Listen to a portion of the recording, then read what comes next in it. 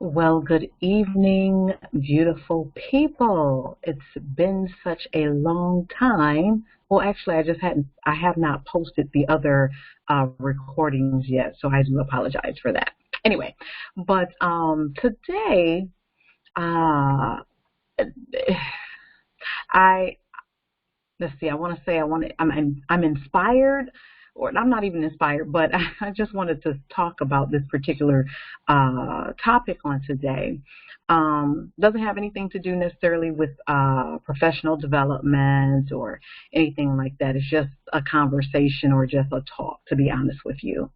And the reason, so I want us to talk about marriage, divorce, and singleness. And the reason why is because um, there are a lot of, well, excuse me, there are many people, you know what, hold on, let me start this.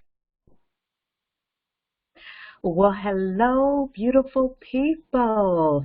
Good evening, good day, good morning, good afternoon, whatever time of the day it is that you are watching us on today.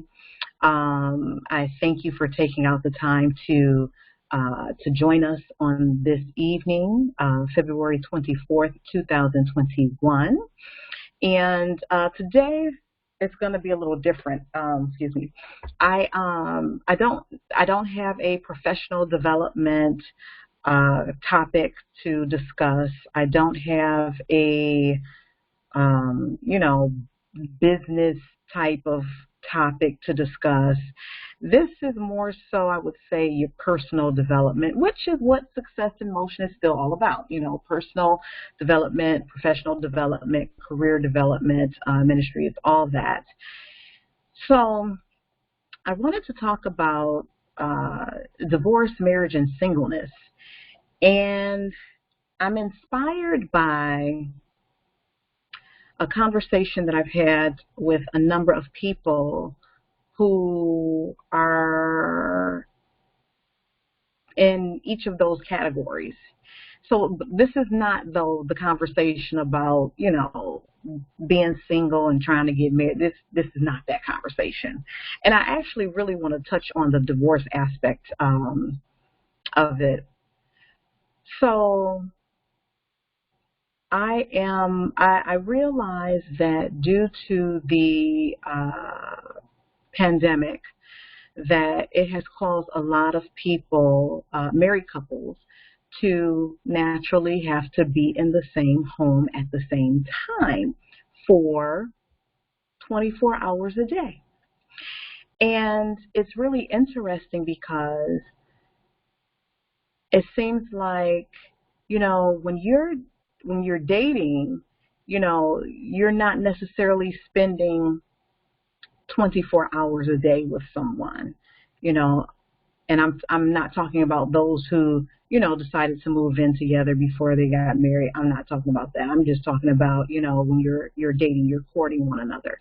And, you know, then, you know, everything is going great. You know, you all are wonderful together. You're experiencing new things together as a couple, and you're really enjoying one another's company. And then you get married. Um, Now, I don't know why everyone gets married. You know, some people get married out of convenience. Some people get married because they're in love.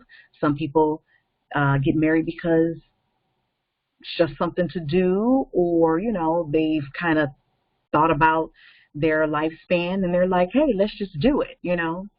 But during this time of the world pandemic, it has allowed a lot of married couples to really, really get to know their spouse. And what's really interesting is some of them are realizing that either they really don't like their husband or their wife, or, you know, there were things that were going on that they may have been able to hide because again, when everybody's at work, or if you're not home at the same time, or you come home at the same time, or you're at home at the same time, but then someone, they're deciding that they're going to, to leave.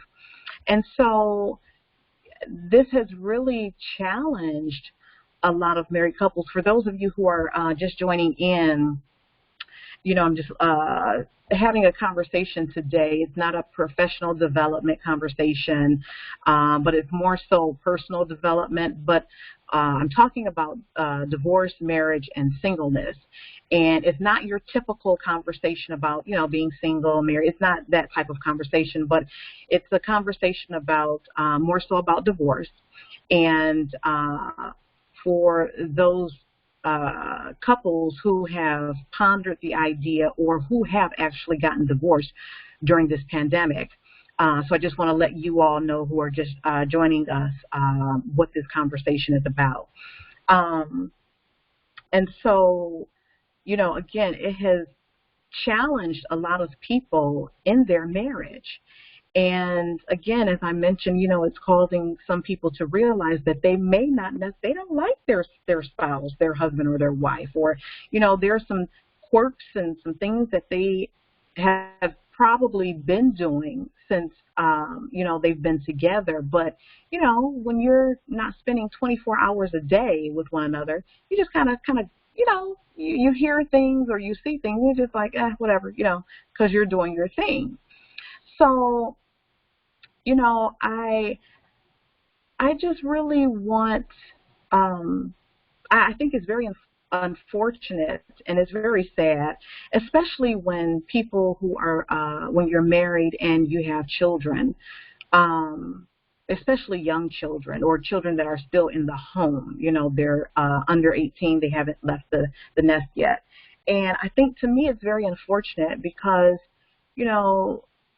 as adults, you think about the conversations that you're now having with your spouse, the arguments that you're having, the disagreements and all that. And, it's causing people to get back to their individuality as opposed to having the understanding that they are a couple and that they have become one. And it seems like they no longer want to, and I'm going to use this word anyway, but tolerate one another.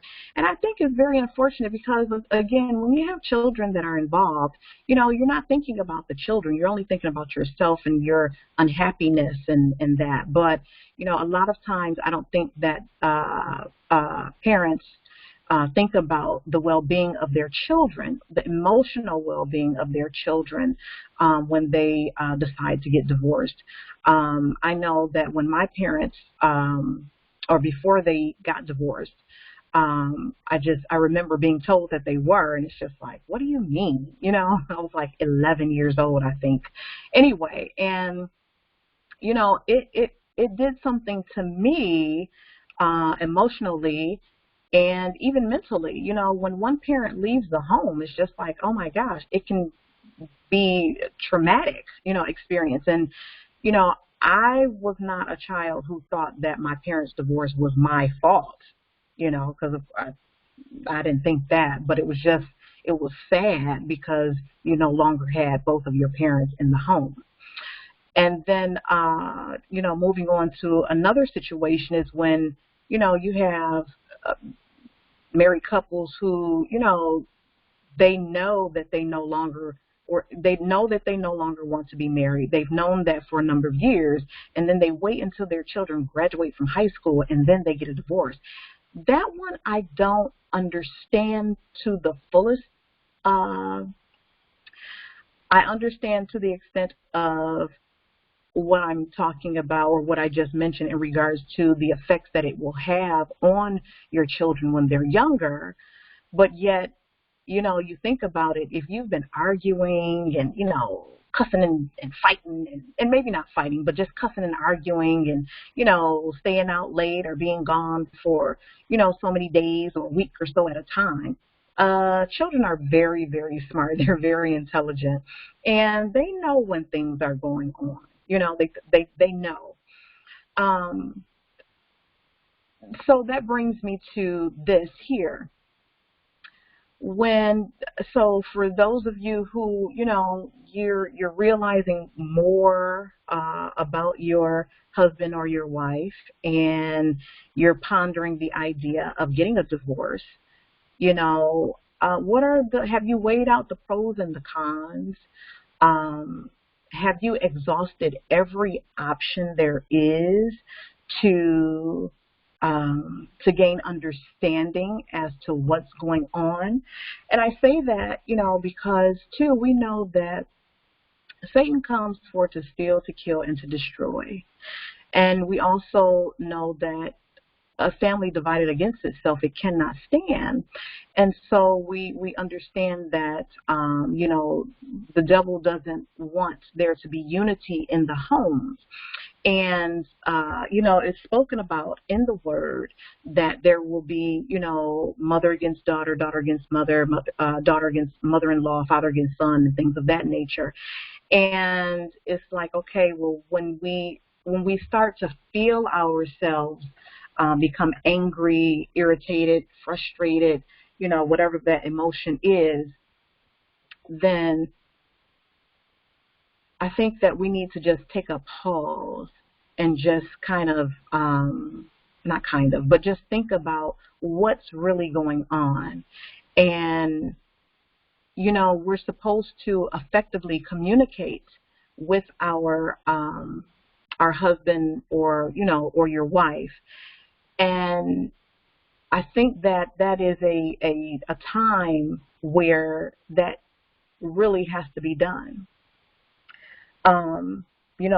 Is there counseling that needs to take place? Now, again, these are, I don't like divorce, y'all. And I'll just say, I've been divorced. This is the 15th year. It's been a very long time. But I've learned a lot throughout this time of being single, divorced, whichever you want to call it. I say I'm single anyway. But I've learned a lot. And, if I can help someone to see things from a broader perspective and from the actual truth of the matter, not from the individual's truth or, the other person's truth, but the actual truth, the truth that God is showing, the revelation, the clarity, then I think that is a beautiful thing, because I don't like divorce, and there's so many people who, they get married, and, they have one argument and they're like, I don't like this person anymore. I don't even want to be with them anymore. And they're just so quick to just throw in the towel. And it's like, what will you fight for? And I want to not experience it myself. But I want to hear of some married couples who actually fought for their marriage. The husband who fought for his wife, the wife who fought for her husband. And, they actually got over that challenge of the division that was trying to break them up. I want to hear those love stories. My paternal grandparents were married for 72 years, and they both just passed away November 2020. And, it's like, wow, they were married for 72 years. So that was the example of a love married couple within my own family. I think about my sister, my twin sister, her and her husband, and I watched them, and I like the marriage that they have, the relationship that they have. It's a beautiful, beautiful thing. And again, during this time of the pandemic, it has really, really challenged a lot of married people to really, really dig deep down within themselves and to really, really find out who they are and also who their spouse is. But unfortunately, it has caused a lot of division. It's caused abuse. Um, whether it was physical, verbal, emotional, whatever the case may have been. And it's just really, really sad. So that's what I wanted to briefly touch on today. Again, I didn't necessarily have a topic for, professional development or anything, but just having a conversation or just talking, about that particular topic. And I want to ask, our audience, does anyone have anything that they would like to share? Whether it's something whether you're single, married, divorced, and what your thoughts are about marriage and what your thoughts are about divorce. And just to see if anyone has anything that they'd like to share, a personal experience or a thought or a revelation or some truth,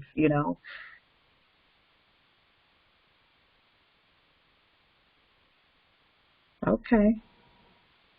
Well, that's all right. That's all right. Um, so then I guess so I'll touch on then to the singleness of being divorced. Just really quickly, because again, this is not this is not a relationship conversation or anything like that. But as I mentioned, being divorced for about 15 years now, we'll say 14, going on 15 years, and now that I have had the time to think about it, I think that this was the length of time was something that I personally needed. Um, I know that when I did get divorced, I did not want to get into another relationship because I knew that there was baggage that I had, and I would just take that into another relationship, and I just didn't want that. I knew that that would be terrible. Um, and then, of course, because of me having three daughters, I didn't want them to see, or to see an Uncle Tony or, Uncle Ray, and think that, these guys that I would have been involved with, could have been involved with. Not that I would have told them they were Uncle so-and-so, but just to see many different men coming in and out of my life, knowing that I needed to be delivered, healed, and set free from all the things that I had experienced from the marriage on, even back to, being a little girl, so I needed to be delivered and healed from all that. And so, even during that time of desiring to be married and just wishing and hoping that that would come, but I and one of the reasons why I did want that was because I wanted my daughters to see me in a loving relationship, a loving marriage, but again, that did not occur. So in my singleness, I appreciate it, and it just I've just come to appreciate it. And I'm thankful for the singleness because it has allowed me to really come into myself and to find out who Nicole is. And, you know, I like me. I love me. I like being with me because I think that, I mean, I'm funny. I may be corny funny, but to me, I'm funny. And I like being able to just get in the car and go. I like to be able to have conversations with a many different people. I'm a people person, and I'm very social, and so I like that. And I am good with being alone. And I'll say this, there were times also going back to when I first got divorced, one of my prayers was that the Lord would fill the void of loneliness and aloneness. And, a lot of people would say, well, Nicole, how could you be alone because you have daughters? Well, but it's not the same when you've been in a relationship or a marriage, and then you're no longer in that. And I'll say for myself, by me being a twin, I always had someone in my life. I had a twin sister, and then eventually I got married, so there was always someone there. But when that is taken away, then, it's just like, oh my gosh, your children are your children, and that the love that you have for your children is not the same that you have for your spouse.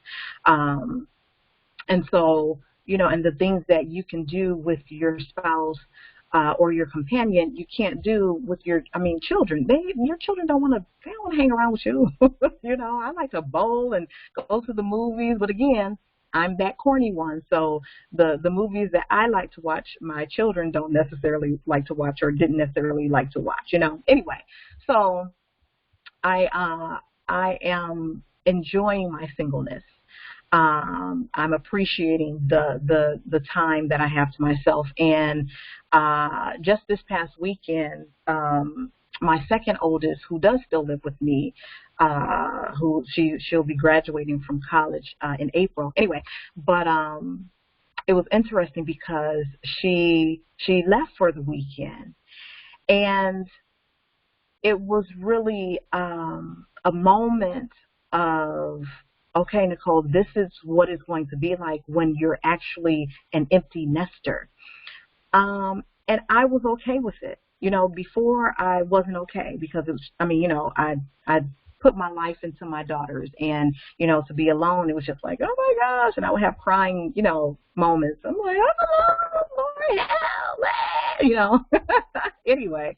But I thank God for filling that. And so, I'm good. Yeah. So, I'm just, I'm just talking today, you guys. I'm just talking, talking to those of you who are on, and to those of you who will be watching later on. And I'm not going to belabor this conversation any longer. I am going to end it. But I want you all who are married, those of you who are pondering divorce and things of that nature, just really, really pray. I want you to pray. I want you to seek God's face. I want you to give up something, whatever that may be.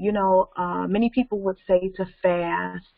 Some people may or may not be able to because of medication or health-wise, but consecrate yourself unto the Lord and really talk to Him and ask Him what it is that He wants for you all to do. And I think that's the best advice that anyone could give someone who is on the brink of divorce. Of course, again, there are reasons that you should. I wouldn't tell anyone to stay in a physically abusive marriage, let alone relationship. My thoughts on infidelity is different from other people. Oh, you know what? And I want to bring this point up too. For you men, you husbands, who have been married, and your wife may have committed adultery, and you have not shared that with anyone. I commend you for not sharing that with anyone. To me, even though you're no longer married, you're still covering your ex-wife. You're still covering her as a woman. You're still covering her, if you have children, as the mother of your children. And I believe that that is an honorable, oh my goodness, it's an honorable thing to do. It's a noble thing to do. And I love you for it. Whoever you are, I love you and I thank you for covering that woman, your ex-wife. I commend you for doing that, because, you know, we can become so angry and so hurt because of things that have transpired in our marriages that caused the breakdown of that union. But I believe that that is being a true covering. Even though you're not married anymore, you're still holding true to a part of the vow that you made, and I commend you for that. So I feel the anointing on that, because, you know, again, that's an honorable thing to do. So you all, I thank you all for taking out the time to listen, to watch the recording. For those of you who are on this live webcast with me, I thank you all for joining on today. And I love each and every one of you. God bless you. And I don't know, I pray for those of you all who are pondering divorce, and I pray that you can actually work this thing through, and that you can actually fight for the sanctification of your marriage and the vows that you made before God and the witnesses that were there to watch you. So you all have a wonderful evening. I love you, love you, love you. And I look forward to seeing you all. I guess it would be next week, because that would be the first Wednesday of the month, which would be in March. So I look forward to seeing you all. You all have a blessed week. And until next time, have a great day. Mwah. Love you. Bye-bye.